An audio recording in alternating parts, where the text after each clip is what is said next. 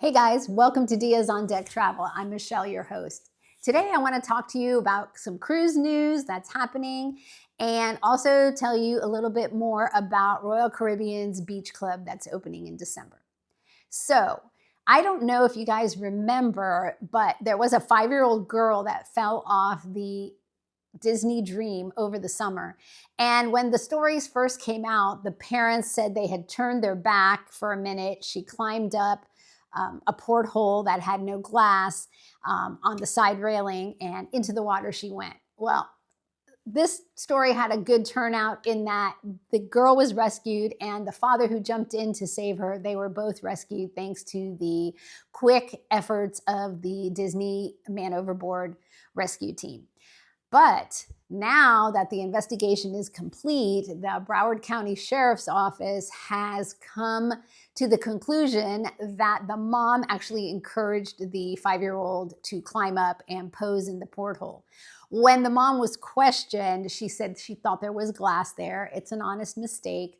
But guys, I just want to remind you, it is not advisable at any point to climb on anything, especially on an open deck. Okay. And when you hear those man overboard stories, you have to realize there's probably a little bit more to the story that hasn't come out yet. But the good news for the mom was that she got both her husband and her daughter back, and she was not charged with negligence, but they did categorize the accident as completely avoidable. So keep that in mind the next time you're on an open deck.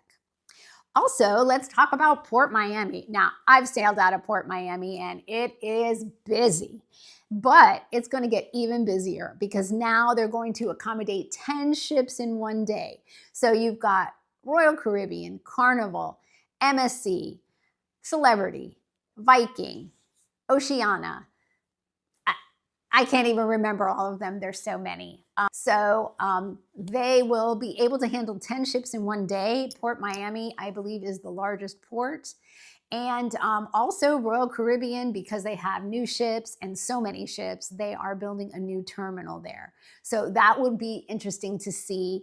And my question to you is, have you ever sailed out of Port Miami? I know I have, and it's quite a different experience than Port Everglades. Although I love sailing out of Port Everglades, I find it just so easy and convenient and not as hectic as Miami. But comment down below. I would love to know what cruise line you were on when you sailed out of Port Miami, and what did you think of your experience? How would you say that went? Was it smooth or was it not what you expected? Also, in cruise news, you have to give it to Royal Caribbean. They have finished so many projects ahead of time. And, last year when they announced that the Star was going to be ready a few weeks early, some of the inaugural cruisers were not too happy about that. But, it was still an inaugural cruise. They just stuck in a couple of 3 and a 4 night, and they turned them into creator cruises. And so it was technically not the inaugural cruise. But going on that note, now we know that Legend of the Seas is going to be ready early, and I'm excited about that. I can't wait to give you guys a ship tour and tell you all the fabulous things that she has. But right now, Royal Caribbean has finished another project early. So Royal Caribbean is going to be opening their Royal Paradise Beach Club 3 days early, which is awesome. So that will get people there on December 23rd instead of the following weekend. And the first 2 ships that will be there will be Utopia of the Seas and Radiance of the Seas. This island just looks absolutely amazing.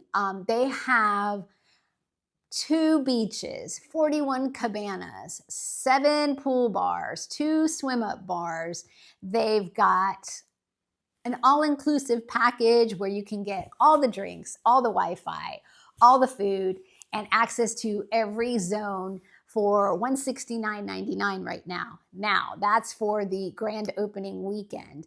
As you look into the further dates, it does go up a little bit, but there are also some alternatives if you're not interested in the all-inclusive package.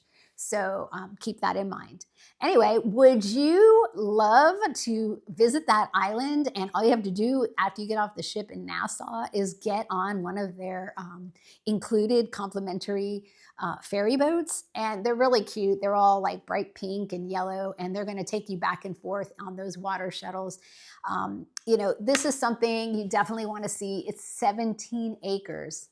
It's huge. So there will be a lot of things to do, see, and enjoy. So do you have plans to go to the Royal Beach Club? Comment down below. Let me know when you're going. And if you think that price tag is amenable to what you'll be getting.